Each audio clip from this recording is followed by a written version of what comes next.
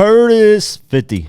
Oh man, I know somebody said in the comments, I'm gonna drink every time Quake mentions 50 Cent. So have a drink right now because I know you. One guy's like probably toast to you, brother. Yeah. So this isn't new news. This is just blogs that are stupid or just they don't know what the fuck they're talking about, and that's the problem with a lot of these outlets. Is well, then again, I'm just a huge 50 fan, so I know kind of everything. But 50 posted a long time ago. We mentioned it.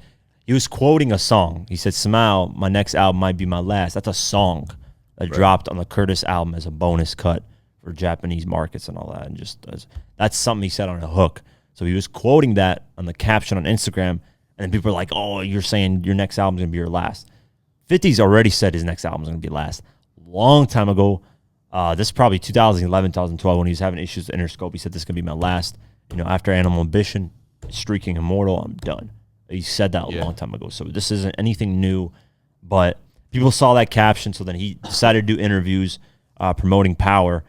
And one of the girls there, which I'm glad somebody asked about his music. I'm tired of just nobody's asking about his music. It's good to her for. Thank you. Shout out to that girl. Yeah, to ask and be like, hey, you know, when you dropping music, blah, blah, blah. Let me play the audio clip. Well, I got to hear this.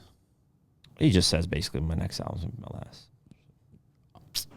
It was a lot of fun. You know, I had to make the song feel like Chicago. Yeah. And, you know, the easiest route to doing that would be to work for artists that are homegrown from Chicago. So I got Lil Durk and Jeremiah to work with me with the song. And I did it a couple times before I got it right, but it's right now. You know,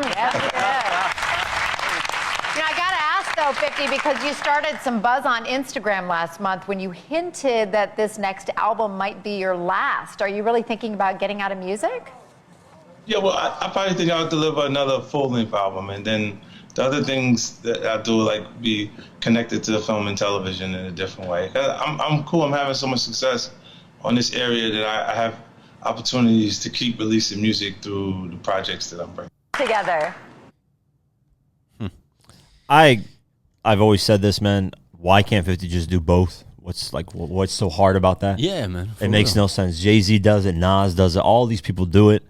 Just I don't think 50's love was really ever like he says music was like his number one, but it wasn't. The second he got into music, it was business.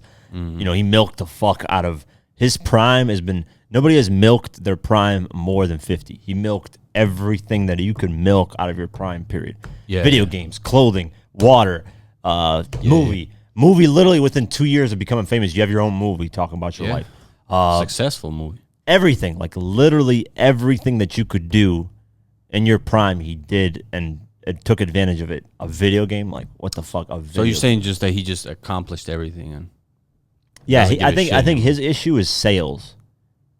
He's mad at the fact that albums don't sell like that anymore, and if he drops an album, it won't. He feels like if it doesn't sell good, people are gonna clown him for it. That's what I think it is. You think so? Animal Ambition did 47,000 copies first week. That was without streaming, but he did drop that album. He dropped every song off the album before the release date, so that's why. Remember, he was dropping like every week a song with the music video. So I think that affected sales a little bit. If he just dropped like the album, you know, I think he would do, man. If it's a good single, good success, he would do at least 100,000 first week. I think if he dropped an album just out of nowhere for people, bro, everybody like, what? 50 drop album? No, I don't think. I don't know where. You don't think so? I don't think so. No, I think so. I don't think so. No, I just don't. The word would like. How would the word spread, and how would people react to? You know, it'd have to be really good music. That's the only thing. I think maybe he'll drop if he dropped a single that did really good, like just say he does a song with I don't know Drake or somebody, you know, somebody that's big and it just does really good. It's like number 30 on the charts, and it's doing great. Momentum is building. Then he drops the album. I think he'd do 100,000 first week easily. People would be like, okay, let me see what 50 has to say, which is good numbers, man. 100,000 first week. Most rappers ain't doing that. No, that's good numbers. Yeah, but 50 doesn't like that because he's used to selling.